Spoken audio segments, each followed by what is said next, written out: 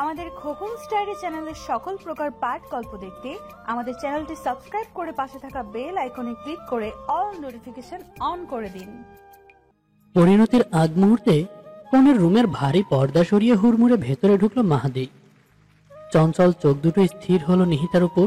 সে বধূ সাজে বিছানার মাঝে বসে আছে। নিহিতার মা আসমা রহমান সহ বেশ কয়েকজন বয়োজ্যেষ্ঠ মহিলা ও তরুণীকে উপেক্ষা করে ব্যাকুল কণ্ঠে ডাকলো, নিহিতা। সাথে সাথে কয়েক জোড়া বিস্মিত দৃষ্টি এসে পড়ল মাহাদির উপর। পর মুহূর্তে অপ্রতিভ হয়ে পড়ল সকলে। ব্যস্ত হয়ে গেল নিজেদের সামলাতে। কেউ মাথার ওড়নাটা টেনে নিল, কেউ বোরকার নিচের অংশ টেনে পা ঢাকলো, কেউ খুলে রাখা হাত মোজা পরল, আবার কেউ মুখে নেকাব পরল। শুধু আসমা রহমান আঁকির ন্যায় বিস্ফোরিত নেত্রে চেয়ে রইলেন। এই সময় এই রুমে মাহাদির উপস্থিত তার নিকট যেন অবিশ্বাস্য। সেই সময় নিহিতা বলল, তুমি এখানে? মেয়ের কণ্ঠে আসমা রহমানের ঘোর কাটল। ঘাড় বাঁকাতে দেখলেন নিহিতা তার পেছনে দাঁড়িয়ে আছে। তিনি চট করে মাথার উপরে তোলা সামিয়ানাটা মুখের উপর ফেলে দিলেন। মেয়েকে আড়াল করে মাহাদির উদ্দেশ্য করে বললেন, তোমাদের বসার ব্যবস্থা তো বসার রুমে করা হয়েছে মাহাদি, এখানে কি করছো? তুমি জানো না এই ভেতরের রুমে পুরুষদের প্রবেশ নিষেধ? মাহাদি মাথা নিচু করে বলল, নিহিতার সাথে একটু কথা ছিল আম্মা। আসমা রহমান সন্দেহান চোখে তাকালেন। কাল রাতে হুট করেই মাহাদি বিয়ে করার ইচ্ছা প্রকাশ করে। নিহিতারও পূর্ণমত ছিল। তাহলে হঠাৎ কি হলো? কনের রুমে কাজের বদলে বরের পোশাক পরে মাহাদি এলো কেন? এক অজানা শঙ্কায় আঁচড় কাটলো আসমা রহমানের অন্তর। তাকে ভাবনার রেখে পাশ কাটিয়ে নিহিতার মুখোমুখি দাঁড়ালো মাহাদি। সামিয়ানের পাতলা আস্তরণের ঢাকা পড়া মুখটায় এক ঝলক চেয়ে আচমকা জড়িয়ে ধরল নিহিতাকে। মাহাদির বুকের স্পর্শ অনুভূতি হারিয়ে বরফের মতো জমে গেল নিহিতা। মুহূর্ত কালের জন্য বুঝি পৃথিবীর জাগতিক নিয়ম ভুলে গেল। যে মানুষটার চোখে পড়ার জন্য উন্মাদ ছিল, সেই মানুষটা আজ তাকে জড়িয়ে ধরেছে, তাও বিয়ের আগে। এ যে অবিশ্বাস্য, কল্পনার বাইরে, ভাবনার বাইরে। সে স্বপ্ন দেখছে না তো? নিহিতা বাস্তব অবস্থা ভুলে দুই হাতে মাহাদের পিঠ আঁকড়ে ধরল। এই সুযোগ সে কিছুতেই হারাতে চায় না, হোক তার স্বপ্ন কিংবা বাস্তব। ঠিক সে সময় মাহাদি নিচু স্বরে বলল, তোমার মতো আমি ধার্মিক শিক্ষা বড় হইনি, ধর্মজ্ঞানও খুব একটা নেই। তবে কিছুদিন আগে কোথাও একটা পড়েছিলাম, আল্লাহ তার বান্দাকে তার চেয়ে অধিক অন্য কাউকে ভালোবাসতে নিষেধ করেছেন। তবু তুমি বেসেছ। এর ফলাফল কি হতে পারে নিহিতা? নিহিতা উত্তর দিতে পারল না। টের পেল তার চোখ বেয়ে অশ্রু গড়িয়ে পড়ছে। সূচনা। আশ্বিনের রৌদ্র ছায়ে লুকোচুরি দেখতে জানালার কাজ নামালো মন। চলন্ত গাড়ির ভেতরে বসে মাথা গলিয়ে দিল খোলা জানালায়। আকাশের দিকে চেয়ে থেকে বাবার উদ্দেশ্যে প্রশ্ন রাখল, আমরা কোথায় যাচ্ছি বাবা? মাহাদি উদাস মনে কিছু একটা ভাবছিল। ছেলের কণ্ঠে ভাবনা হারিয়ে উদাসতা ভেঙে গেল। মনের দিকে তাকিয়ে হেসে বলল, তোমার নানা বাড়ি। মন আকাশের থেকে চোখ ফিরিয়ে নিল। জানালা থেকে সরে এসে বাবার দিকে তাকালো। চোখ দুটো বড় বড় করে বলল, নানা বাড়ি? সত্যি? মনের কণ্ঠে আকাশ মাপের বিস্ময়। স্বচ্ছ আয়নার উপরে রোদের আলো পড়লে যেমন ঝিলিক দেয়, মনের চোখের তারা দুটোও তেমনি ঝিলিক দিচ্ছে। ছেলের আনন্দে মাহাদের ভেতরটাও আনন্দের জোয়ার বইছে। মনকে কাছে টেনে নিয়ে বলল, বাবা কি মনকে কখনো মিথ্যে বলেছে? মন দ্রুত দুপাশে মাথা নাড়ল। আনন্দে গলে গিয়ে মাহাদের বুকে রইল। ছেলের এমন সীমাহীন আনন্দে খুব একটা আশ্চর্য হলো না মাহাদি। জন্মের পর থেকে নানা নানিকে ভিডিও কলেই দেখেছে মন। মাঝে মাঝে নানা বাড়ি যাওয়ার বায়না ধরলেও মাহাদি নিয়ে যায়নি। আশ্চর্য হলেও সত্য, মনের নানা নানিও কখনো নাতিকে দেখতে ঢাকায় আসেনি। কাল মন 6 বছরে পড়বে। 6ষ্ঠ বছরের শুরুটা না হয় নানা নানির আদর ভালোবাসায় মাখামাখি হোক। ছুটে চলা গাড়ি হঠাৎ থেমে গেলে মন আপ্লুত স্বরে শুধালো, বাবা, আমরা কি চলে এসেছি? মাহাদি সাথে সাথে উত্তর দিল না। নিজে গাড়ি থেকে নেমে মনের পাশের দরজাটা খুলে বলল, না বাবা। তাহলে এখানে নামলাম কেন? মাহাদি ড্রাইভারকে বিদেয় করে বলল, ট্রেনে চড়বো বলে। ট্রেন? নানা বাড়ি যেতে ট্রেনে চড়তে হয় বাবা? ছেলের কৌতূহল ভরা মুখের দিকে চেয়ে মাহাদি হেসে বলল।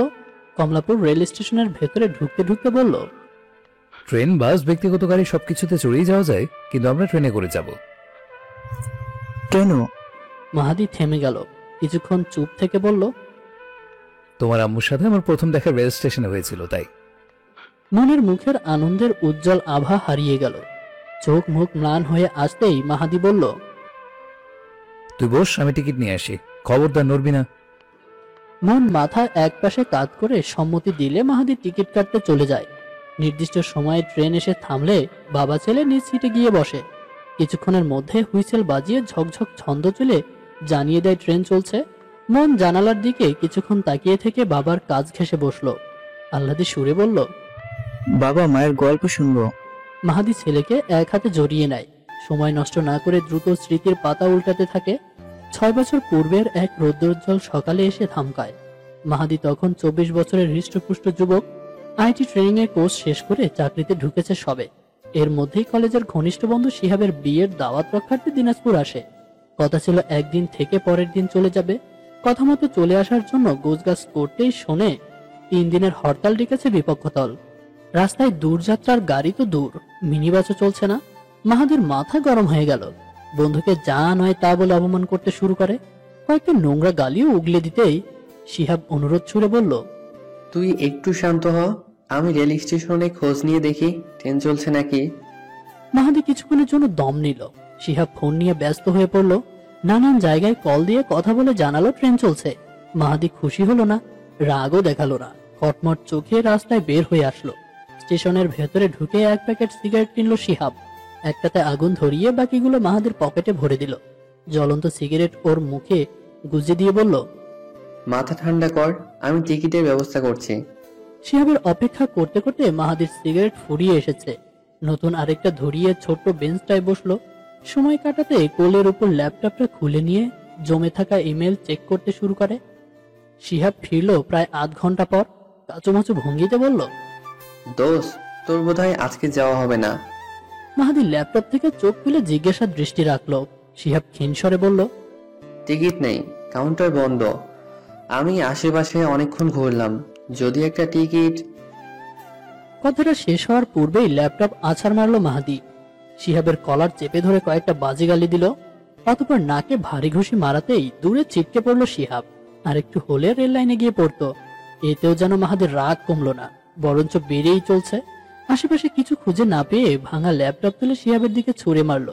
রাগে ফোঁস করতে করতে পরনের শার্টের দুটো বোতাম খুলে ফেললো। রঙের দোকানের বেঞ্চটা উঁচু করার জন্য উদ্যত হলেই একটা মেয়ে এসে চটপটে বলল, আপু, এটা আপনাকে দিতে বলেছে। মাহাদি রাগে চোখে মেয়েটির দিকে তাকায়। বয়স 12 কি 13। আগাগোড়া কালো বোরকায় মোড়া, কাঁধে স্কুল ব্যাগ। ভ্রু কুঁচকে মেয়েটির হাত থেকে কাগজটি নিল। ভাঁজ খুলতেই 11 সংখ্যার একটি ফোন নাম্বার দেখে চোখ বন্ধ করে ফেললো। কয়েক সেকেন্ড চুপ থেকে সহজ স্বরে জিজ্ঞেস করলো, তোমার নাম কি? নিহিতা। তোমার আপুর নাম কি? নাইরা।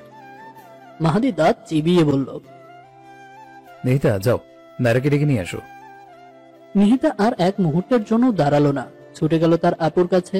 হাতে ধরে টেনে নিয়ে আসলো মাহাদির নিকটে। মাহাদি চুপচাপ নায়নার আপাদমস্তক দেখলো। নিহিতার মতো সেও কালো বোরকার সাথে হাতে পায়ে মোজা পরে আছে। মাহাদি সিগারেটের ধোঁয়া ছাড়তে ছাড়তে জিজ্ঞেস করলো, তুমি নায়রা? দ্বিতীয় মেয়েটি মুখে উত্তর না দিয়ে মাথা নিচু করলো। মাহাদি কয়েক সেকেন্ড চুপ থেকে বলল, এই কাগজটা তুমি পাঠিয়েছো? নায়রাও এবার মাথার উপর নিচ করলে মাহাদি হাতের সিগারেট ফেলে দিল। পা দিয়ে পিষে বলল, আমি তোমার কাছে নাম্বার চেয়েছি? নায়রা মাথা দুদিক নাড়াতেই ওর গালে সশব্দে চর বসিয়ে দিল মাহাদি। চিৎকার করে বলল, তাহলে দিলি কেন? তোর কি মনে হয় তুই নাম্বার দিলে আমি তোকে কল দেবো, প্রেম করব, ডেট করব, চুমু খাবো, ফ্ল্যাটে ডেকে নিয়ে? বিরতিহীন কথাগুলো বলতে বলতে আরেকটা চর বসাতে চাইলো মাহাদি, পারল না। তার আগেই শিহাব ওর হাত চেপে ধরে। দুজনের ধস্তাধস্তির মধ্যে নিহিতা বলল, ওটা আপুর নাম্বার না, মাহাদি প্রধান্বিত চোখে তাকালে নিহিতা কাঁদতে কাঁদতে বলল, ওটা আমার বাবার নাম্বার। মাহাদি শিহাবের বাঁধন থেকে জিজ্ঞেস করলো, বাবার নাম্বার দিয়ে আমি কি করব? নিহিতা উত্তর দিতে পারলো না।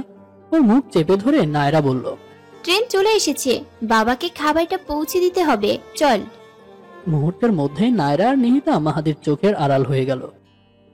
মন, ওঠ বাবা, আমরা চলে এসেছি। মন ঘুম থেকে লাফিয়ে উঠল, চারপাশে চোখ বুলিয়ে বলল, নানা বাড়ি চলে এসেছি। এখনো না, কিন্তু কাছাকাছি। মন ট্রেন থেকে নেমে অধৈর্য স্বরে বলল, নানা বাড়ি এত দূর কেন বাবা? মাহাদি উত্তর দিল না। গভীর নিঃশ্বাস টেনে বলল, আমি তোর মায়ের গন্ধ পাচ্ছি, তুই পাচ্ছিস? মন বাবার দিকে তাকালো। তাকে অনুকরণ করে সেও গাঢ় নিঃশ্বাস টেনে বলল, হ্যাঁ, আমিও পাচ্ছি। মাহাদি ছেলের দিকে তাকালো, হাঁটু গেড়ে বসে বলল। মিথ্যে বলছিস? মন মাথা হেট করে বলল। হ্যাঁ, কেন? আমার মনে হয়েছে সত্যি বললে তুমি কষ্ট পাবে। আর যদি বলি মিথ্যে বলে আমি দ্বিগুণ কষ্ট পেয়েছি? মন চুপ করে থাকলে মাহাদি বলল। মিথ্যে বলে কাউকে খুশি করতে হয় না বাবা। তোমার মা এটা পছন্দ করে না, আমিও না। মন এবার চুপ করে থাকলে মাহাদি বলল। আরেকজনও মিথ্যা কথা বলা পছন্দ করে না, বলো তো কে? এ পর্যায়ে মন মাথা তুলল, বলল আল্লাহ। মাহাদি হালকা হাসলো। মনেরও মন খারাপ চলে গেল। সামনের একটি টঙের দোকানের বেঞ্চে মনকে বসিয়ে দোকানের দিকে তাকালো। কিছু বলার আগেই লোকটি এক প্যাকেট সিগারেট এগিয়ে দিল। মাহাদি অবাক হলো, পর মুহূর্তে মৃদু হাসলো, সিগারেটের প্যাকেট ফিরিয়ে বলল। কেমন আছেন রশিদ কাকা? রশিদ কাকাও হাসি ফিরিয়ে দিলেন। কুশল বিনিময়ের মধ্যে মনের জন্য জুস আর কেক নিল মাহাদি।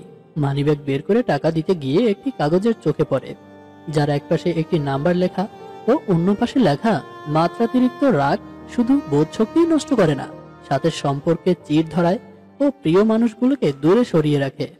ক্লাসরুমে ঢুকে খানিকটা অবাকই হলো নিহিতা। রঙিন কাগজ, বেলুন, জরি ও সুগন্ধ ভরা ফুলে সাজানো চারপাশটা মুগ্ধ করার মতো। তার চোখে মুগ্ধতা ধরা দিয়েও কোথায় যেন হারিয়ে গেল। বিরক্ত ভর করলো কপালের গাঢ় ভাঁজে। দূরে এক কোণায় টেবিলের উপর রাখা কেকটার দিকে চেয়ে দীর্ঘশ্বাস ছাড়ে, বিড়বিড় করে বলে, আল্লাহ, তুমি এদের সুবুদ্ধি দাও, তোমার পথে টেনে নাও। তারপরে ধীর পায়ে হেঁটে যায় বন্ধুদের নিকট। নিহিতা এবার অনার্স দ্বিতীয় বর্ষের ছাত্রী, ইংলিশ নিয়ে পড়ছে। ভালো ছাত্রীও শেখার প্রতি প্রবল ঝোঁক থাকায় নিয়মিত ক্লাসে উপস্থিত থাকে সে। তবে আজ উপস্থিত থাকার কোনো ইচ্ছে ছিল না, কেননা আজ কোনো গুরুত্বপূর্ণ ক্লাস নেই। ক্লাসের পুরো সময়টা ব্যয় হবে অন্য কাজে। আজ ইংলিশ বিভাগের সহযোগী অধ্যাপক দিয়া ম্যামের জন্মদিন। সেই উপলক্ষেই ছাত্রছাত্রীদের পক্ষ থেকে এই আয়োজন। কেক কাটা থেকে শুরু করে নাচ গানে গিয়ে শেষ হবে। যার কোনো কিছুতেই আগ্রহ নেই নিহিতার, বরঞ্চ বিষাদ আর বিরক্তে ঝিম ধরে আছে মন ও শরীরে। 3 জন মেয়ে ও 2 জন ছেলের একটি দলের কাছে এসে থামলো নিহিতা। গোল বৈঠকে বসেছে তারা। সকলের চোখে মুখে চাপা উত্তেজনা, প্রবল কৌতূহলে ঠোঁট দুটো কেঁপে থেমে যাচ্ছে আকস্মিক। অঙ্গভঙ্গিতে চঞ্চলতায় ভরপুর। ভয়াবহ কিছু করে ফেলার আগ মুহূর্ত। নিহিতা সকলের মনোযোগ ভেঙে বলে উঠল, আসসালামু আলাইকুম। সালামের উত্তরে কয়েক জোড়া বিরক্ত চাহনি উপহার পেল। একজন তো বলেই বসলো, তুই সবসময় আমাদের আনন্দ মাটি করে দিস নিহি। নিহিতা অপ্রতিভ হয়ে পড়ল, মন খারাপ করে বলল, এবার কি করলাম? গোল বৈঠক ভেঙে দিয়ে কলম উঁচিয়ে সুমি বলল, কথা ছিল আজ আমরা মেয়েরা হালকা নীল শাড়ি পরবো, ছেলেরা গাঢ় নীল পাঞ্জাবি, কিন্তু তুই সে বোরখা পরে চলে এলি। আমাদের অনুরোধের কোনো মূল্যই দিলি না। তুই কি আমাদের আদৌ বন্ধু ভাবিস? নিহিতা কি বলবে খুঁজে পেল না, অসহায় বোধ করতে। নিহিতা কি বলবে খুঁজে পেল না, অসহায় বোধ করছে। সে জানতো এমন একটা প্রশ্নের সম্মুখীন হতেই হবে, তবুও কেন যে উত্তরটা গুছিয়ে নিতে পারলো না। বন্ধুদের অভিযোগটা ফেলে দেওয়ার মতো নয়। এই একটা অনুরোধ রাখতে গিয়ে বারবার ব্যর্থ সে। কি করে বুঝবে তার পক্ষে বোরকা ছাড়া বাইরে বের হওয়া অসম্ভব? নিহিতা উত্তর না দিয়ে একটা বেঞ্চে বসলো। সুমির বাম হাতে ধরে রাখা কাগজটার দিকে তাকিয়ে জিজ্ঞেস করলো, কি লিখছিলি তোরা? উত্তর দিল সানোয়ার, লাভ লেটার। কথাটা বলেই নিহিতার পাশে বসলো সে। নিহিতা তৎক্ষণাৎ দাঁড়িয়ে পড়লো, অবাক হয়ে বলল, লাভ লেটার কার জন্য? এই উত্তরটা সুমি দিতে চাইলো, তবে দেওয়া হলো না। তার পূর্বেই সানোয়ার বলল, তুই কি আমাকে অপমান করলি নিহি? নিহিতা চোখ বাঁকিয়ে তাকালে সানোয়ার সকলের উদ্দেশ্য বলল, আমি কি অপরিষ্কার থাকি নাকি গোসল করে না যে আমি নিহিতার পাশে বসতে পারবো না? আমার গা থেকে কি গন্ধ বের হয়? শেষ প্রশ্নটা নিহিতাকে করেছে সানোয়ার। নিহিতা চোখ নামিয়ে ফেললো, খানিকটা সুমির দিকে চেপে দাঁড়িয়ে দুর্বল স্বরে বলল, সেরকম কিছু না, আমি আসলে। তুই আসলে কি? আমার সম্পর্কে তোর ধারণা কি? একদম সত্যি করে বলবি? সেই প্রথম থেকে দেখে আসছি আমাকে তুই পাত্তা দিস না, নিজ থেকে তো কথা বলতে আসিস না। আমি বলতে গেলেও বিরক্ত দেখাস। এক প্রশ্ন 2-3 বার করলে উত্তর আসে। এখন সবার নাম্বার আমার কাছে আছে, কিন্তু তোরটা নেই। রাস্তায় দেখা হলে মুখ লুকিয়ে চলে যাস। সমস্যা কি তোর? আমি কি তোর সাথে নোংরা আচরণ করেছি? সানোয়ার উত্তেজিত হয়ে পড়েছে। গলার স্বর আরো বেড়ে যাওয়ার পূর্বেই রাসেল কাঁধ চেপে ধরলো, শান্ত করতে বলল, কি করছিস? এখানে ক্লাসের সকলে আছে, মেমো চলে আসবে এখন, ছেড়ে দে। সানোয়ার থামলো না, রেগে গেল খুব। রাসেলকে বলল, কেন ছেড়ে দেব? ও কি শুধু আমার সাথে এমন আচরণ করে? তোর সাথেও করে কেন? আমি কি ওর বন্ধু না? যদি তেমন হয় তাহলে সরাসরি বলে দিক। এ পর্যায়ে সুমি কথা বলল, তুই অযথাই রেগে যাচ্ছিস। সানু নিহিম মাদ্রাসায় পড়াশোনা করেছে, তাই হয়তো। উর্মিও তো মাদ্রাসা থেকে পড়েছে, পর্দা করেছে। ওর আচরণ এমন, ওর পাশে বসলে উঠে যায়, কথা বলে না আমাদের সাথে। বন্ধু হয়ে যদি বন্ধুকে বিশ্বাস করতে না পারে তাহলে কিসের বন্ধুত্ব? একটু থেমে আবার বলল, উর্মির মন ওর মতো নোংরা না। ও জানে বন্ধুদের মধ্যে একসাথে বসা, হাত ধরা, এমনকি জড়িয়ে ধরাও স্বাভাবিক। নিহিতা আর চুপ থাকতে পারল না, শান্ত কিন্তু দৃঢ় স্বরে বলল, সম্পর্কে বন্ধু হলেও তুই আমার চোখে একজন ছেলে।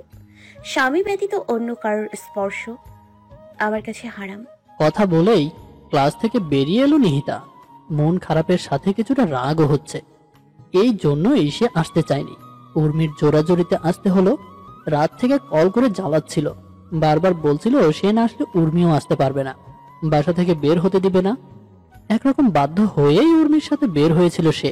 বারান্দা পেরিয়ে সিঁড়ির মুখে পৌঁছাতেই হাততালি ও সুর করে জন্মদিনের অভিনন্দন কানে এলো নিহিতার। একবার ঘাড় বাঁকিয়ে ক্লাসের দরজার দিকে তাকালো। সে সময় কান পড়ল উর্মির কথা, ক্লাসে তো ওকে দেখেনি, আছে কোথায়? যে অনুষ্ঠানে আসার জন্য তার হাত পায়ে পড়ছিল, সে অনুষ্ঠানে যে উর্মিকে ছাড়াই শুরু হয়ে গেছে। এদিক সেদিক দৃষ্টি ফেলে একতলাতে নেমে আসলো। খেয়াল হলো দুজন একসাথে ভার্সিটিতে আসলেও উপরে শুধু সে গিয়েছিল, উর্মি ওঠেনি। উপহার আনার কথা বলে কোথাও যেন দৌড়ে চলে গেল। এত ঝামেলার মধ্যে তার কথা ভুলেই গিয়েছিল নিহিতা। এবার বেশ চিন্তায় পড়ল। নিহিতার চিন্তিত বদনে পুরো ক্যাম্পাসে উর্মিকে খুঁজে বেড়ালো। কয়েকবার কলও দিয়েছে, রিং হচ্ছে কিন্তু ধরছে না। এবার কিছুটা ভয় ঘিরে ধরল নিহিতাকে। মেয়েটা ঠিক আছে তো? সে দুশ্চিন্তাগ্রস্ত হয়ে অনার্স ভবনের ছাদের দিকটাই ছুটল। যদিও ছাত্রছাত্রীদের ছাদে ওঠা নিষেধ, তবুও নিহিতা সেদিকে ছুটল। মনটা যেন এক অদৃশ্য সংকেত পেয়েছে। বারবার মনে হচ্ছে উর্মি সেখানেই আছে।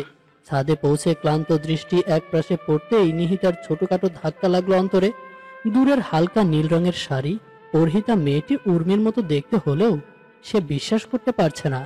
তার স্পষ্ট মনে আছে উর্মিও তার মতো বোরকা পরে বের হয়েছিল, ভার্সিটিতে এসেছিল। তাহলে শাড়ি পরলো কখন? আর সাথে ওই ছেলেটিকে এত ঘনিষ্ঠ হয়ে দাঁড়িয়ে আছে কেন? নিষেধ থাকা সত্ত্বেও তার সাথে ছাদে কেন উঠেছে উর্মি? নাকি ছেলেটি জোর করে তুলে এনেছে? খারাপ কিছু করবে না তো?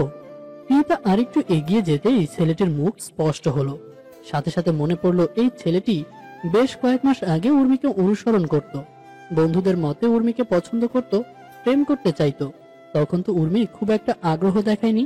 তাহলে এখন এত সহজভাবে কাজ ঘেঁষে দাঁড়িয়ে আছে কিভাবে? তাহলে কি উর্মিও? নিহিতার চিন্তা ভাবনা থেমে গেল। তার সকল প্রশ্নের উত্তর দেওয়ার জন্যই বুঝি দুজন একে অপরের ঠোঁটে গভীর চুমো খেলো। বিস্ময়ে স্তব্ধ হয়ে গেল নিহিতা। বিশ্বাস করতে কষ্ট হচ্ছে এই মেয়ে তার বান্ধবী উর্মি, 15 বছরের চেনা সেই উর্মি, যে কিনা কোরআন তেলাওয়াতে, গজলের সুরে, হাদিস মুখস্থ করাতে, সূরা পাঠে সারাক্ষণ তার সাথে প্রতিযোগিতা করত। সবসময় চাইতো নিহিতার আগে থাকতে। মাদ্রাসার বাৎসরিক প্রতিযোগিতায় সেকেন্ড হলে সে কি রাগ দেখাতো। একবার তো দুজনে একসাথে প্রথম হয়েছিল। শুধু কি প্রতিযোগিতা, আচার ব্যবহারও তো নিহিতার চেয়ে উত্তম ছিল। প্রথম পরিচয়ে সকলের সাথে ভাব জমিয়ে ফেলত। সব থেকে বড় কথা, নিহিতার বাবা উর্মিকে খুব পছন্দ করেন, মেয়ের মতো ভালোবাসেন। ছেলেটির ঠোঁট ছেড়ে উর্মির গলায় মুখ ডুবাতে নিহিতা চোখ বন্ধ করে ফেলল। হাতে পায়ে একরকম কাপা কাপা নিয়েই নিচে নেমে আসলো। তুই বাইরে কি করছিস? ভিতরে যাবে না? উর্মির আকস্মিক আগমনে খানিকটা ছিটকে উঠল নিহিতা। সে ক্লাসের বাইরে বারান্দার রেলিং ঘেঁষে দাঁড়িয়েছিল। উর্মির মুখের দিকে শান্ত চোখে থেকে বলল, তোকে খুব সুন্দর লাগছে। উর্মি লাজুক হাসলো, চোখে মুখে আনন্দের বন্যা। উর্মি সহাস্যে ঘুরে দাঁড়িয়ে বলল, ব্লাউজের হুকটা খুলে গেছে, লাগিয়ে দে তো। দেখ, পারছি না। নিহিতা হুক লাগাতে লাগাতে বলল, দূর, গা থেকে মাহফিলের জন্য বাবা ডাক এসেছিল, সকালেই বেরিয়ে গেছেন।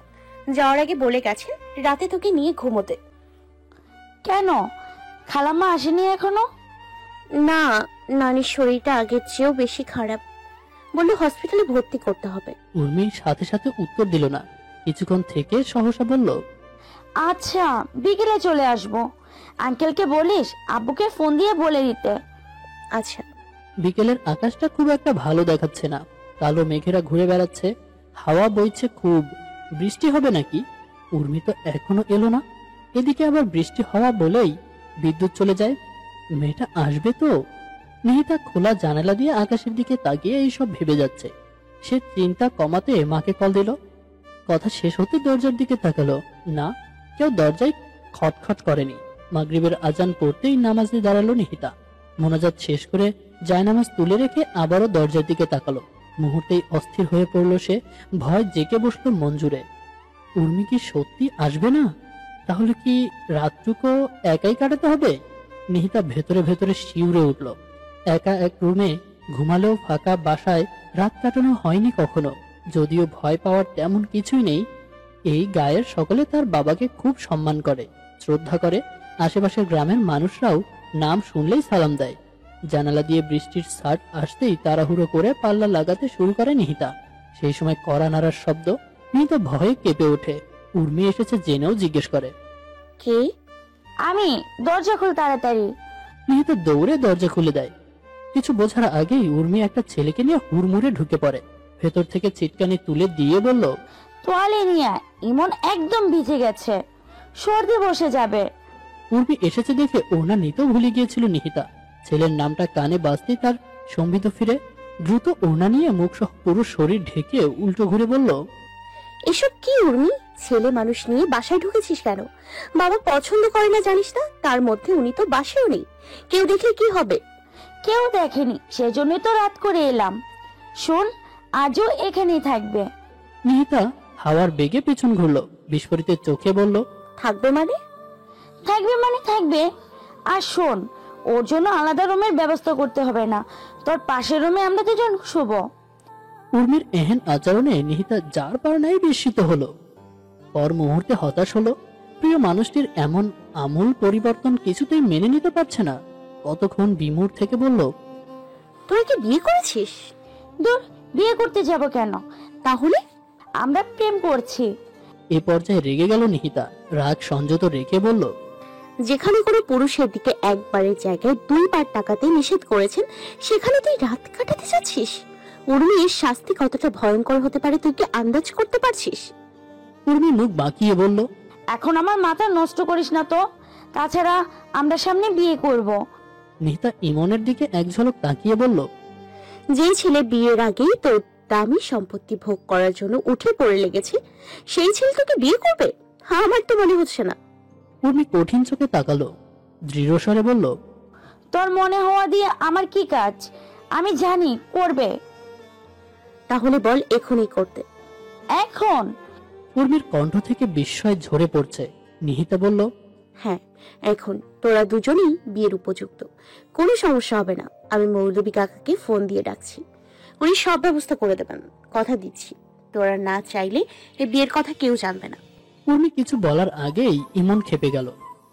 কাষ্ঠস্বরে বলল, আমি জানতাম ঝামেলা হবে, সেজন্য বলছিলাম দূরে কোথাও ঘুরতে যাই, কেউ বিরক্ত করতেও আসতো না, ঝামেলাও হতো না। নিহিতা এবার ছেলেটির দিকে তাকালো, শ্লেষিত কণ্ঠে বলল, আপনি দেখছি বেশ অভিজ্ঞ সম্পন্ন। ইমন কটমটে চোখে তাকালো, দাঁতে দাঁত পিষে উর্মির উদ্দেশ্যে বলল, বান্ধবীকে অপমান করাতে এনেছো তাই না? শান্তি, এবার আনন্দ করো। খবরদার আমাকে কল দেবে না, তোমার সাথে সব ধরনের যোগাযোগ বন্ধ। উর্মি ইমনকে আটকাতে চাইলেও লাভ হলো না। দরজা মেলে ব্যাঘ্র চালে বেরিয়ে গেল। প্রেমিককে আটকাতে ব্যর্থ হয়ে রেগে ফেটে পড়ল উর্মি। পর মুহূর্তে কেঁদে দিল, ভেজা কণ্ঠে বলল, তুই আমার কত বড় ক্ষতি করেছিস ভাবতেও পারছিস না নিহি। নিহিতার দরজায় ছিটকানি তুলে মুখ থেকে ওড়না সরিয়ে বলল, ক্ষতি নয়, উপকার করেছি। উর্মি অশ্রুসিক্ত নয়নে তেড়ে আসলো নিহিতার দিকে। ভেজা চোখে রক্তিম আভা জড়িয়ে পড়েছে। রূঢ় স্বরে বলল, এটা উপকার? প্রেম করতে গেলে এসব একটু আধটু হয়েই থাকে। তুই কাউকে ভালোবাসিস না, তাই বুঝতে পারছিস না। আমার বোঝার প্রয়োজনই নেই যে ভালোবাসায় নিজের স্বরূপ ভুলে নোংরা ও কুৎসিত সত্তাকে ধারণ করতে হয়। সে ভালোবাসার সাথে দেখা হওয়ার পূর্বে আমার যেন মৃত্যু হয়। উর্মির সাথে সাথে কিছু বলল না। নিহিতা আচমকা ফোন তুলে নিয়ে বলল, আমি ভেবেছিলাম ওই ছেলেটা তোকে জোর করছে, এখন তো মনে হচ্ছে ওই ছেলের কোনো দোষ নেই, সব দোষ তোর। তোর ওপরে শয়তান ভর করেছে। শয়তান কিভাবে তাড়াতে হয় আমার জানা আছে। কথাটা বলতে বলতে ফোন কানে নিয়েছিল নিহিতা। ওপাশ থেকে রিসিভ হতে বলল, আসসালামু আলাইকুম আঙ্কেল। উর্মি তীব্র বেগে ছুটে আসলো। নিহিতার থেকে ফোন চিনিয়ে কল কেটে বলল, বাবাকে কল দিয়েছিস কেন? তোর কুকীর্তি জানাতে। তুই কিন্তু বেশি বাড়াবাড়ি করছিস। বাবাকে তুই চিনিস না, একদম মেরে ফেলবে আমায়। নিহিতা উর্মির কাঁধে এক হাতে রাখলো, নরম স্বরে বলল, যে কাজ বাবা মায়ের ভয়ে লুকিয়ে করতে হয় সে কাজ কখনোই ভালো হতে পারে না।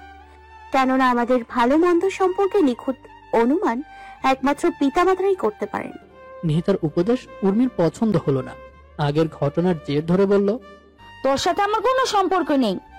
উর্মি বাসা থেকে বের হয়ে যাওয়ার সাথে সাথে বিদ্যুৎ চলে গেল। বাইরের ঝড়ো হাওয়ায় পর্দা উঠছে। নিহিতার মধ্যে ভয়ের বাসা বাঁধার পূর্বেই ভেতর থেকে দরজা লাগিয়ে দিল। অন্ধকারে হাতড়ে ফোনের আলো জ্বালালো।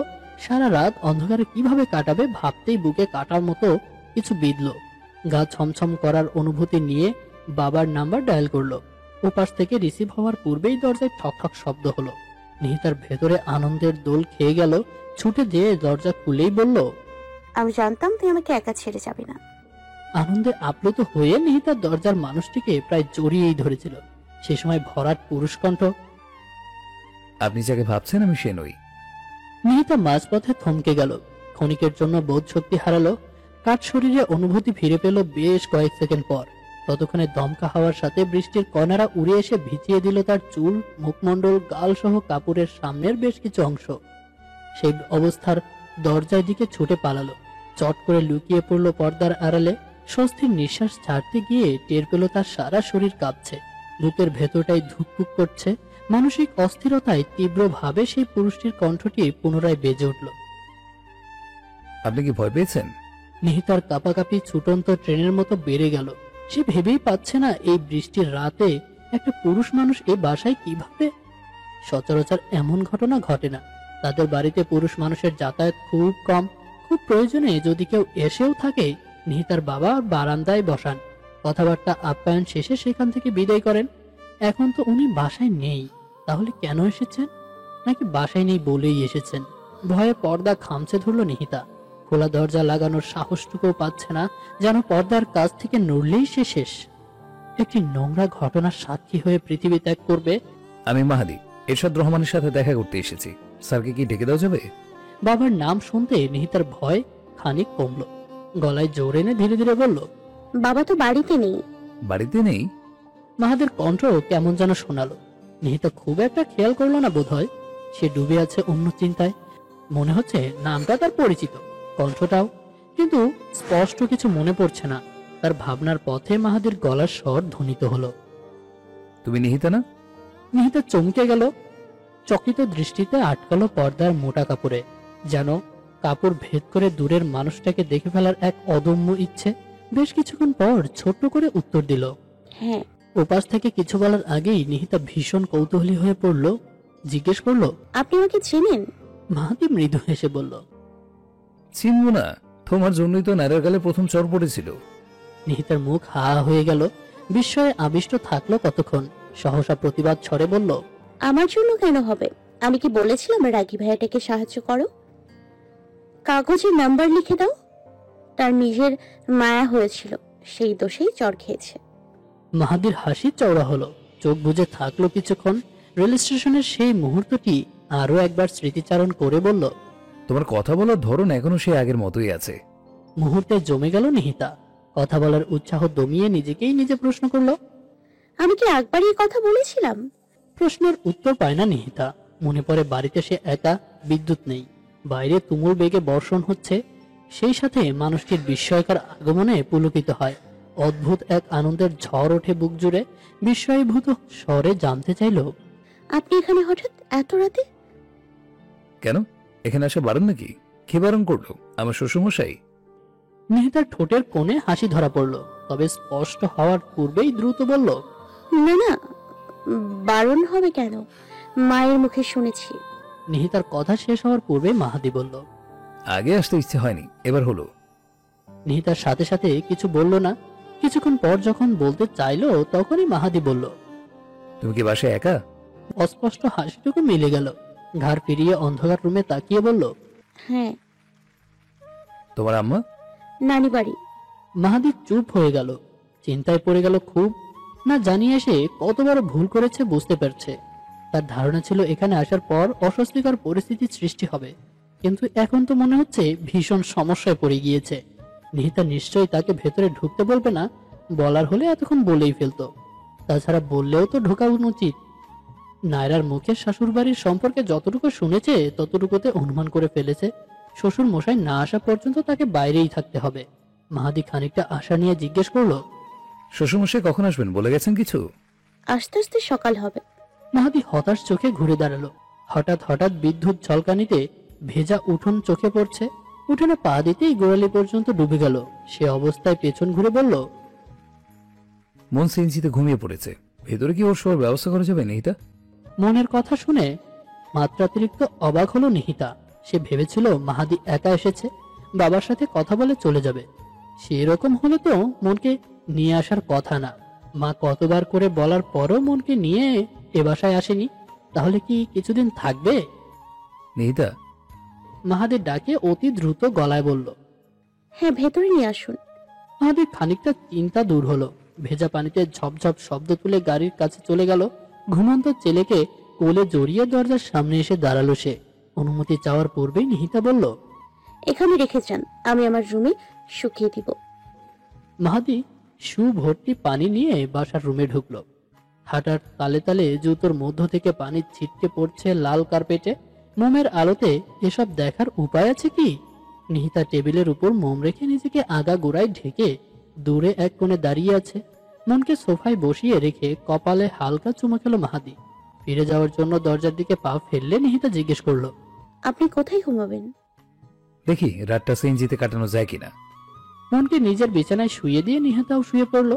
মোমের আলো নিভিয়ে দিয়ে চোখ বন্ধ করে আপন মনে বিড়বিড় করলো, আমারও একটু ভয় করছে না। এরশাদ রহমান সারা রাত জেগে বাসায় ফিরলেন ক্লান্তি ভঙ্গিতে। মাথাটা ঝিম ধরে আছে, চোখ দুটোতে যন্ত্রণা হচ্ছে। ভেবেছিলেন হাত মুখ ধুয়ে নাস্তা সেরে একটু ঘুমিয়ে নিবেন। তার হলো কোথায়? বাসার গেটের একটু দূরে রিক্সা থেমে গেল। রিক্সাওয়ালাকে কিছু জিজ্ঞেস করার দরকার পড়লো না। সামনে বাচ্চা কাচ্চার জটলা দেখে কিছুটা বিরক্ত হলেন। ভাবনায়ও পড়লেন তার বাড়ির সামনে এমন ভিড় হওয়ার কারণ কি। মনে প্রশ্ন পাড়ার সাথে সাথেই একটি সিএনজির দেখা মিলল। ভারী আশ্চর্য হয়ে সামনে ছুটে গেলেন। বাচ্চাদের সরিয়ে সিএনজির ভেতরে চোখ রাখতেই দৃষ্টি আটকে গেল মাহাদির উপর। সে বসে বসে ঘুমোচ্ছে।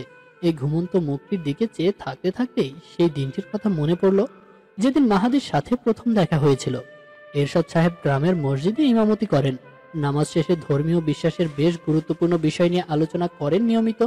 মাঝে মাঝে বাড়ি গিয়ে গিয়ে নামাজের দাওয়াতও দেন।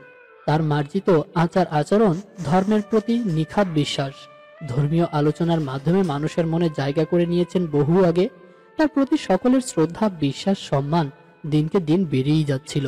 প্রশংসায় ছড়িয়ে পড়ছিল আশেপাশের গ্রামে। এমন করেই গ্রামের মাহফিলগুলোর একটি স্থায়ী আসন তার নামে হয়ে গেল। সেই সুখ্যাতিতে নিজ জেলা ছেড়ে অন্য জেলাতেও ডাক পড়তো হঠাৎ। তেমনি এক দাওয়াত রক্ষা করতে দূরের একটি জেলায় গিয়েছিলেন। মাহফিল শেষে যখন বাড়ি ফিরছিলেন তখনই আরেকটি দাওয়াত আসে ঢাকা থেকে। ফিরিয়ে দেওয়া সম্ভব হয়নি বলে ট্রেনে করে যাচ্ছিলেন। মাঝপথে ফুলবাড়ি স্টেশন পড়বে শুনে তার স্ত্রী মেয়েদের দিয়ে বাড়ি থেকে খাবার পাঠিয়েছিলেন। ট্রেন স্টেশনে থামলো, মেয়েরা খাবার দিয়ে যায়। খাবার খেয়ে যখন একটু ঝিমুচ্ছিলেন তখন সিগারেট। মুখোমুখি ছিটে বসা তারুণ্য কণ্ঠের ছেলেটির দিকে বিস্ময় চোখে তাকালেন এরশাদ রহমান। বাবার বয়সী একজনকে সিগারেট খাওয়ার প্রস্তাব দিচ্ছে এক ছোকরা। ভাবা যায়? আধুনিকতায় পৃথিবী এত অধঃপতন? এরশাদ রহমান বিড়বিড় করে কিছু পড়ে বললেন, না বাবা, আমি খাই না। ছোট ছেলেটি ভ্রুকুচকে বিরক্ত প্রকাশ করলো। সিগারেট নিজের ঠোঁটে পুরে পকেট হাতড়াতে শুরু করলো। সিগারেট ধরানোর মতো কিছু না পেয়ে বলল, আপনার কাছে দিয়ে আসলে হবে? এরশাদ রহমান সহজ মনে পাঞ্জাবের পকেট থেকে একটা গ্যাস লাইট বের করে বললেন, দিয়াশালাই নেই বাবা, এটা আছে। ছেলেটি বিনা বাক্যে গ্যাস লাইট নিয়ে সিগারেট ধরালো। জায়গায় বসে ধূমপান করতে এরশাদ সাহেবের সমস্যা হচ্ছিল। একবার বলতে চেয়েও থেমে গেল। ছেলেটার দিকে দু একবার তাকিয়ে চোখ বন্ধ করে নিতে সে বলল, সিগারেট খানা গ্যাস লাইট নিয়ে ঘোরেন, ব্যাপার কি বলুন তো? আমার সামনে খেতে লজ্জা করছে দেখে মিথ্যে বলছেন? এরশাদ রহমান বেশ রেগে গেলেন, প্রকাশ করলেন না, চুপচাপ থমথমে মুখে বসে থাকলেন। ছেলেটি আবার বলল, এখনকার দিনে বড় ছোট এসবের কেউ ধার ধারে না, বুঝলেন? বাপ ছেলের মধ্যেও সিগারেট শেয়ার চলে। কথাটা বলে দাঁত বের করে হাসলো ছেলেটি। এরশাদ রহমান সেই হাসির দিকে তীক্ষ্ণ দৃষ্টিতে তাকালেন, জিজ্ঞেস করতে চাইলেন, তুমিও কি তোমার বাবার সাথে সিগারেট খাও? করা হলো না। তার আগেই জোহরের আজান পড়ল। ছেলেটির দিকে নরম চোখে চেয়ে বললেন, চলো একসাথে নামাজ পড়ি। ছেলেটি ভ্রু বাগিয়ে কিছুক্ষণ চেয়ে থেকে বলল, আমি নামাজ পড়ি না। কেন, তুমি মুসলিম না? ছেলেটির সাথে সাথে উত্তর দিল না। সিগারেটের শেষ টান দিয়ে বাইরে ফেলে বলল, না। তুমি হিন্দু? এরশাদ রহমানের কণ্ঠে বিস্ময়ের ঢল। তিনি কিছুতেই বিশ্বাস করতে চাচ্ছেন না ছেলেটি হিন্দু, তাই আবারও প্রশ্ন করলেন, আসলেই তুমি হিন্দু? না। তাহলে? দুনিয়াতে কি মুসলমান হিন্দু ছাড়া আর কোনো ধর্ম নেই? এরশাদ রহমান কিছু একটা বলতে চাইলেন, ছেলেটি বাধা দিয়ে বলল, আমি এখন ঘুমাবো। ছেলেটি সত্যি সত্যি চোখ বন্ধ করে ছিটে হেলান দিল। তার মুখের দিকে কতক্ষণ চেয়ে থেকে অনুরোধের সুরে বললেন, 5 মিনিট পরে ঘুমালে হয় না বাবা? কেন? আমি একটু নামাজটা আদায় করে নিতাম। করুন, তাতে আমার কি? নামাজের সাথে আমার ঘুমের কি সম্পর্ক? তুমি আমার সামনে থাকলে সিজদা দিব কিভাবে? ছেলেটি সিট থেকে পিঠ আলগা করল, বিরক্ত গলায় বলল, কেন, আমি কি আপনার মাথা ধরে রাখবো? এরশাদ রহমান বোঝাতে চাইলেন কোনো মানুষকে সামনে রেখে সিজদা দিতে নেই। তার আগেই ছেলেটি উঠে দাঁড়ালো, আরেকটি সিগারেট মুখে ঢুকিয়ে বলল, তখন গ্যাস লাইট দিয়ে উপকার করেছেন, তাই আপনাকে 5 মিনিট সময় দিয়ে শোধ দিলাম। মাহাদি উপকার ফেরত দেওয়ার সুযোগ পেলে কখনো মিস করে না। একটা বাচ্চার ধাক্কাতে এরশাদ সাহেবের দৃষ্টি নড়ল। মাহাদির দিক থেকে চোখ ফিরিয়ে চলে যাচ্ছিল তখন। আসসালামু আলাইকুম বাবা। এরশাদ রহমান থমকালেন, পেছন ঘুরে তাকালে মাহাদি সিএনজি থেকে নামতে নামতে বলল, বাসার মেহমানকে রাস্তা ফেলে চলে যাচ্ছেন?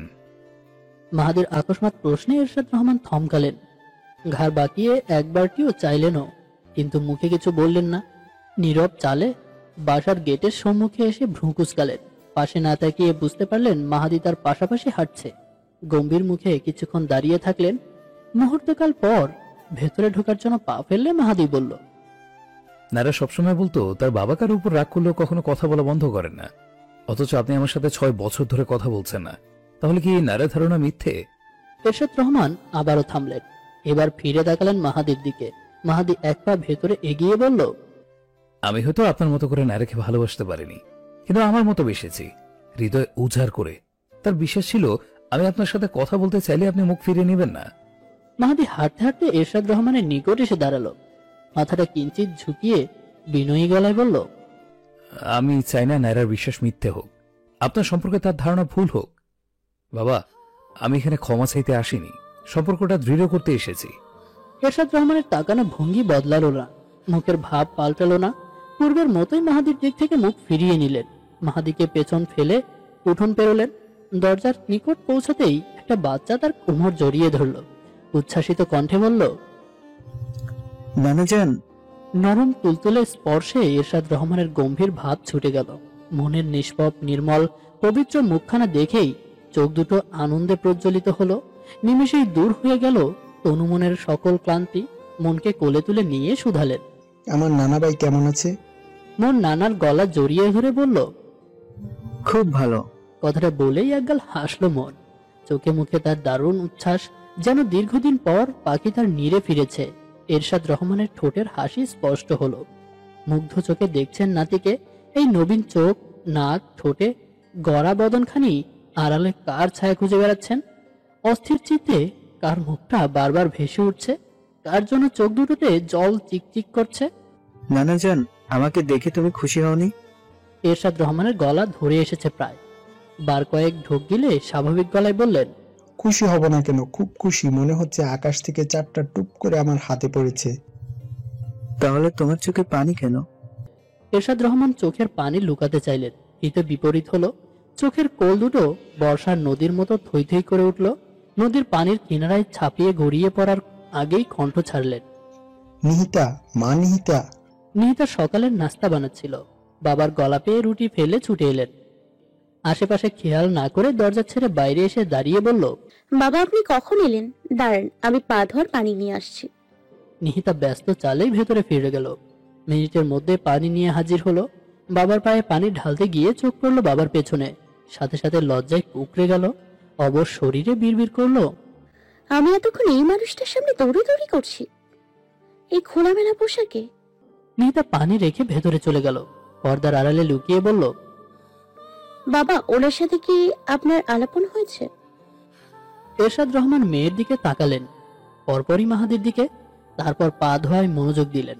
পানির মগ হাতে নেওয়ার জন্য ঝুঁকতেই মোহন কোল থেকে নেমে পড়ল। পানির মগের ভেতরে হাত ডুবিয়ে দিল। এক হাতে পানি ফেলছে, অন্য হাতে পা ডলে দিচ্ছে। তার এই কাণ্ডে বিস্ময়ে স্তব্ধ এরশাদ রহমান। মুহূর্তে মনের জায়গায় একটা বাচ্চা মেয়েকে কল্পনা করে ফেললেন, যে হাসতে হাসতে পা ধুয়ে দিচ্ছে আর বলছে, আমার বাবার পা আয়নার মতো ঝকঝকে, দেখ আমার মুখ দেখা যাচ্ছে। এরশাদ রহমান এতক্ষণ উপলব্ধি করলো, নায়রার মতো মৌনও তাকে তুমি তুমি করে বলে। তার পরিবারের একমাত্র নায়রা তাকে তুমি সম্বোধন করত। নানাজান হয়েছে? মনের কণ্ঠে এরশাদ রহমানের সম্ভিত পড়ল। নাতির কপালে চুমু খেয়ে বললেন, হয়েছে তো, একদম আয়নার মতো চকচক করছে। মন হাসলো। সেই হাসিতে গড়িয়ে পড়ল আকাশ মাপের খুশি, সমুদ্র মাপের আনন্দ। এরশাদ রহমানের মনের গলা ছুঁয়ে দিলেন, চুলে হাত বুলিয়ে দিলেন। আগের মতো কোলে তুলে মেয়ের উদ্দেশ্যে বললেন, দক্ষিণ ঘরের চাবিটা নিয়ে আয়। নিহিতা চাবি এনে দিল।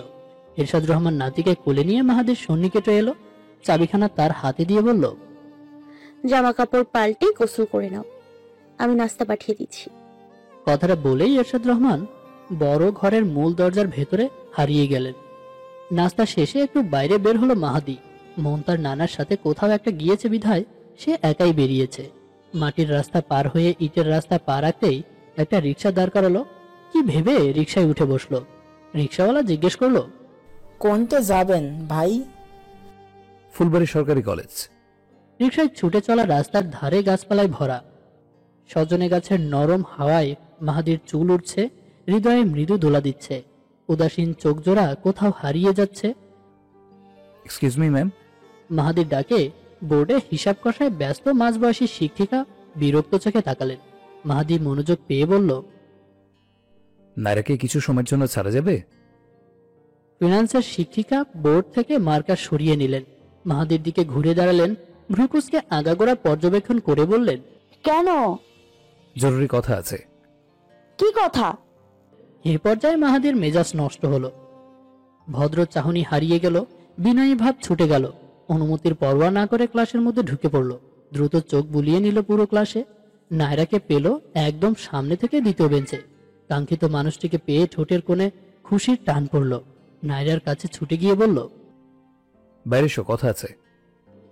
নায়রা ভয়ে পাশে সরে বসল। ভীত চাহনি আঁকলো ম্যামের দিকে। মাহাদি সে চাহনি উপেক্ষা করে আচমকা নায়রার হাত ধরে ফেলল। ক্লাস থেকে বের করে নিয়ে আসলো জোর করে। পেছনে গম্ভীর মুখের শিক্ষিকার চেঁচামেচি কানেই তুলল না। নায়রাকে টেনে নিয়ে এসে দাঁড় করালো মাঠের ঠিক মাঝে। ক্লাস চলছিল বিধায় তখন পুরো মাঠ ফাঁকা। নায়রার হাত ছেড়ে সবুজ ঘাসে বসে পড়ল মাহাদি। নায়রাকে টেনে বসিয়ে বলল, কাল রাতে তোমার বাবাকে কল দিয়েছিলাম। নায়রা ভয়ে শক্ত হয়ে গেল। হাত পা অবশ হয়ে যাওয়ার অবস্থা। রক্ত শূন্য চোখে তাকালো মাহাদি। বলল, তোমার বাবার ব্যবহার অত্যন্ত খারাপ। প্রথমে সুন্দর করে কথা বলো, পরবর্তীতে যখন তোমাকে চাইলাম সঙ্গে সঙ্গে কল কেটে দিলেন। কাজটা কি ঠিক করেছে নায়রা? তার দুর্ব্যবহারের কারণে আমাকে ঢাকা থেকে এখানে ছুটে আসতে হলো। ঘাম ছড়িয়ে টাকা দিয়ে তোমার কলেজে নাম জানতে হয়েছে। ভাগ্যিস গ্রামের লোক তোমাকে চিনত। মাহাদি একটু থামলো। নায়রার চোখ দুটোতে চেয়ে আচমকা বলল, তুমি কিন্তু আমার হাতে চড় খাওয়া প্রথমে নও। তুমি কত নাম্বারে আছো নিশ্চিত বলতে পারছি না, তবে 10-এর পরে একটা হবে। কিন্তু আশ্চর্য বিষয় হলো, এই প্রথম কোনো মেয়েকে চড় দেওয়ার পর আমার দুঃখ হচ্ছে, খারাপ লাগছে, মনের ভেতর অশান্তি হচ্ছে। কেন বলো তো? নায়রা নিরুত্তর। চোখের তারায় ভয় আর বিস্ময়ের লড়ালড়ি চলছে। নায়রার চোখ ফিরিয়ে নিলে মাহাদি নিজ থেকে বলল, তুমি কি ভাবছো আমি মেয়েদের এমনি এমনি চড়িয়ে বেড়াই? মোটেও না। প্রত্যেকটা চড়ের পেছনে একটা কারণ আছে, শুনবে? নায়রা আবারও চুপ। তার হাব ভাবে অস্থিরতা। ঘাড় বাঁকিয়ে এদিক সেদিক তাকাচ্ছে বারবার। মাহাদি ভ্রু বাঁকালো, চোখে মুখে অসন্তুষ্টির ছাপ। নায়রার মনোযোগে নিজের দিকে আনার জন্য বেশ শক্ত স্বরে বলল, কি সমস্যা? ওইদিকে কি দেখছো? নায়রা খানিকটা চমকালো, হালকা কেঁপে উঠল। দূর থেকে দৃষ্টি ফিরিয়ে আনলো নিকটে। অসহায় চোখে তাকিয়ে থাকলো সবুজ ঘাসের ডগায়। মাহাদির বিরক্ত কমার বদলে বেড়ে গেল। নায়রার থুতনি চেপে মুখ উঁচু করে শাসিয়ে বলল, আমার দিকে তাকাও, কি বলছি শোনো, রাগিও না। তোমার বাবার উপর থেকে রাগটা এখনো পড়েনি, তার জন্য আমার একটা দিন নষ্ট। চাকরিটা যদি চলে যায়। মাহাদির এমন অনমনীয় স্পর্শে নায়রার চোখ বন্ধ করে ফেলল। বন্ধ চোখ বেয়ে দুফোঁটা জল গড়িয়ে পড়ল, তবুও মুখ দিয়ে একটা শব্দ বের করলো না। মাহাদি সেই বন্ধ চোখের দিকে তাকিয়ে বলল, চোখ খোলো বলছি। আজ সারাদিন তুমি আমার সাথে থাকবে, আমার দিকে তাকিয়ে থাকবে। যতক্ষণ আমার রাগ পড়ছে ততক্ষণ তুমি আমাকে সময় দেবে। এর আগে তোমাকে ছাড়ছি না, দিন আজ পুরো না। এটাই তোমার বাবার শাস্তি। নায়রার নরম শরীর এবার নড়ে উঠল। হাত পায়ে জোর এলো কিছুটা। নিজের শরীর থেকে মাহাদির হাতটা সরানোর জন্য মরিয়া হয়ে উঠল। নায়রার চেষ্টা সফল হলো। তার থুতনি ছেড়ে দিল মাহাদি, উঠে দাঁড়ালো। কিন্তু একা নয়, নায়রার ডান হাতের কুনুই চেপে ধরে তাকে উঠালো। মাঠ ছাড়তে ছাড়তে বলল, রাত থেকে বাসে ছিলাম, খাওয়ানি কিছু। তোমাদের ক্যান্টিন কোন দিকে? নায়রা ফুপিয়ে উঠল। নিজ জায়গা থেকে নড়তে চাইল। অস্ফুট স্বরে বলল, বুঝি কিছু। সেই অস্ফুট শব্দগুলো মাহাদির কানে পৌঁছালো না। সে কয়েক কদম এগিয়ে হঠাৎ কাউকে ডেকে উঠল। নায়রা অশ্রুসিক্ত নয়নের সামনে তাকালো। সাথে সাথে পরিচিত মেয়েটি বলে উঠল, তুমি এখানে ক্লাস করছো না? নায়রা উত্তর দিতে পারল না। তার আগেই মাহাদি বলল, তোমাদের ক্যান্টিন কোন দিকে? মেয়েটি কিছুক্ষণ চুপ থাকলো। মাহাদির দিকে চেয়ে থেকে বলল, উনি কে? চিনতে পারছি না তো। নায়রা, তোমার কি বিয়ে হয়ে গেছে? মেয়েটি দূর থেকে এদিকেই আস্তে আস্তে বলল, নিশিতার মুখে শুনেছিলাম বিয়ের কথা চলছে, এর মধ্যে হয়ে গেল। বর নিয়ে কলেজেও চলে আসছো। মেয়েটি হাঁটতে হাঁটতে নায়রার কাছে চলে আসছিল প্রায়। আকস্মাৎ সামনে চলে এলে মাহাদি নায়রাকে আড়াল করে দাঁড়িয়ে কাঠস্বরে বলল, হ্যাঁ হয়ে গেছে। মাহাদির এমন আচরণে মেয়েটি থেমে যেতে বাধ্য হলো। কপাল কুঁচকে ফেললো। মাহাদি পেছন ঘুরে তাকালো। নায়রার উদ্দেশ্যে বলল, এই মেয়েকে বলো আমার প্রশ্নের উত্তর দিতে, না হলে কিন্তু চড় মেরে বসবো। আমার মাথার সাথে পেটও জ্বলছে। মরে গেলে তোমার বাবার অবশ্যই ফাঁসি হবে। এত কিছুর জন্য সেই দেয়। মাহাদির কথায় সামনের মেয়েটির চোখ বড় বড় হয়ে গেল। মাহাদি চোখ ফিরিয়ে আনলো মেয়েটির দিকে। তার রক্তবর্ণ চোখে চেয়ে মেয়েটি ভয়ে ভয়ে ক্যান্টিন দেখিয়ে দিল। ক্যান্টিনের কাছাকাছি পৌঁছাতে ঘন্টা বাজার শব্দ হলো। মনে হয় টিফিন পড়েছে। ছাত্রছাত্রীরা ক্লাস থেকে বেরিয়ে ছড়িয়ে পড়ছে কলেজের চারপাশে। মাহাদিকে পাশ কাটিয়ে দুজন ক্যান্টিনের ভেতরে ঢুকে গেল। বাধা পেয়ে রক্ত চোখে তাকালো তাদের দিকে। তারপরে একবার পুরো কলেজে চোখ বুলিয়ে নায়রাকে নিয়ে উল্টো হাঁটা ধরলো। গেটের কাছাকাছি পৌঁছাতে নায়রা প্রথম কথা বলল, আমি কোথাও যাব না, ছেড়ে দিন প্লিজ। মাহাদি দাঁড়ালো। নায়রার দিকে তাকিয়ে ঠোঁট টেনে হাসলো। বিদ্রুপ করে বলল, তুমি কথা বলতে পারো? আমি তো ভেবেছিলাম বোবা। মাহাদির কথা গায়ে মাখলো না নায়রা। তার হাত থেকে ছোটার জন্য জোরাজোরি শুরু করলো।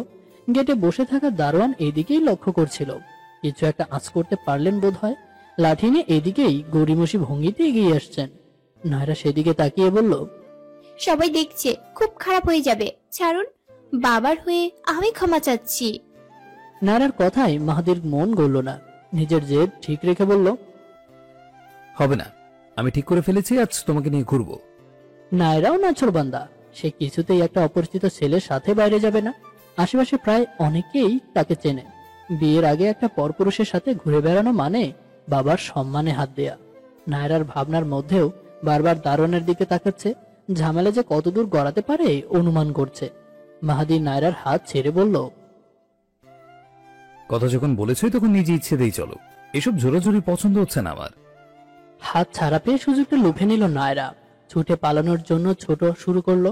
বেশি দূর এগোতে পারলো না। বোরকায় টান খেলো। টান উপেক্ষা করে ছুটতে গিয়ে ঘটনাটা ঘটে গেল।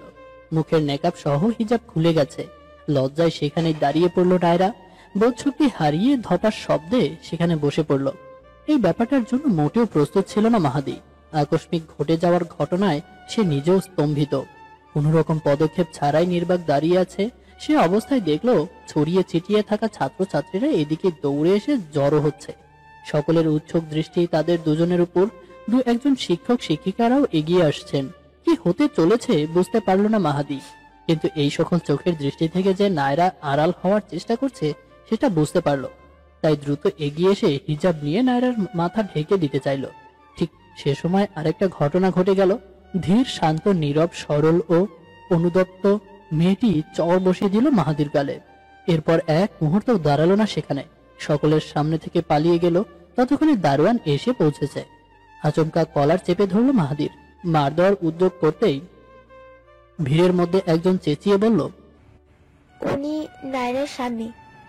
রিক্সা থেমে গেছে।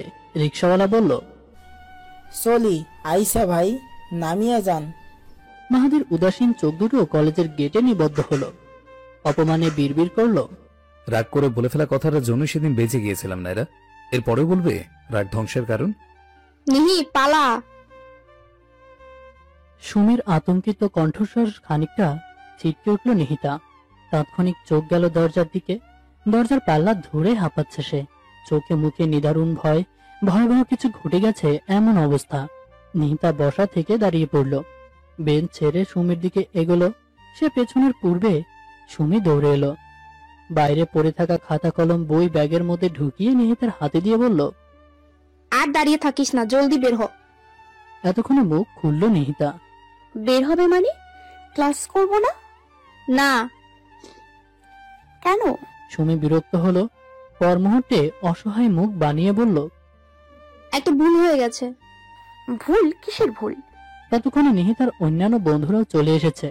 তাদের মধ্য থেকে সেতু মুখ এগিয়ে বলল, আহাদ ভাই জেনে গেছে চিঠিটা আমরা দিয়েছি। নিহিতা কিছুই বুঝছে না, অবোধ গলায় প্রশ্ন করলো, চিঠি? কিসের চিঠি?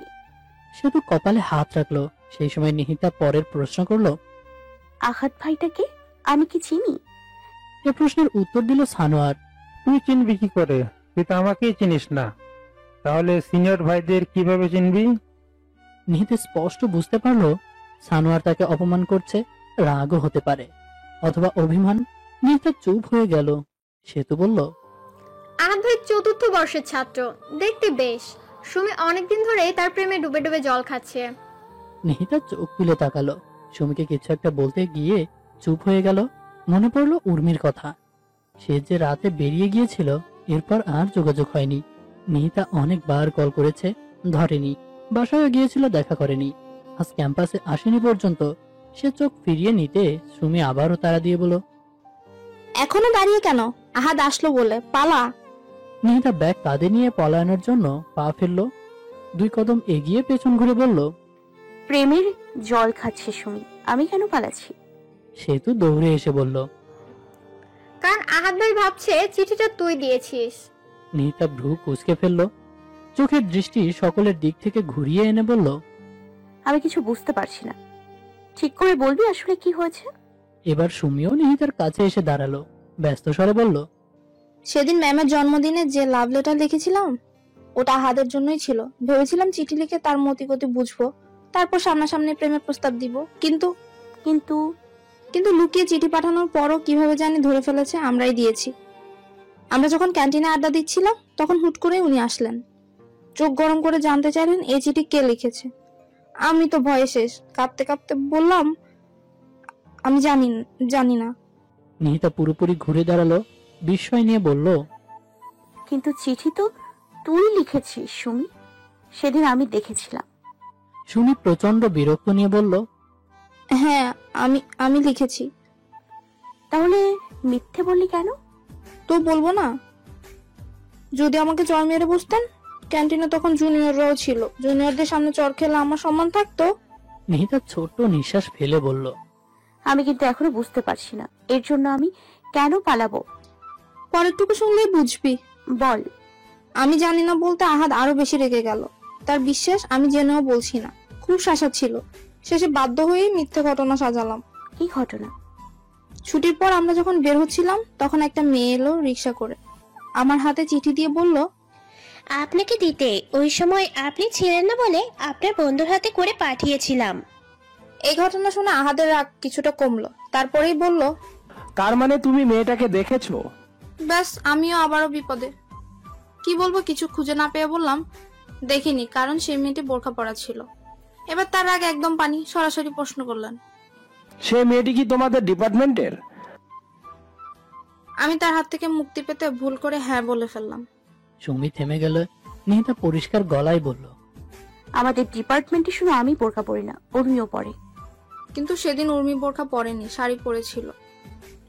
ম্যামের জন্মদিনে চিঠি দিয়েছিলি?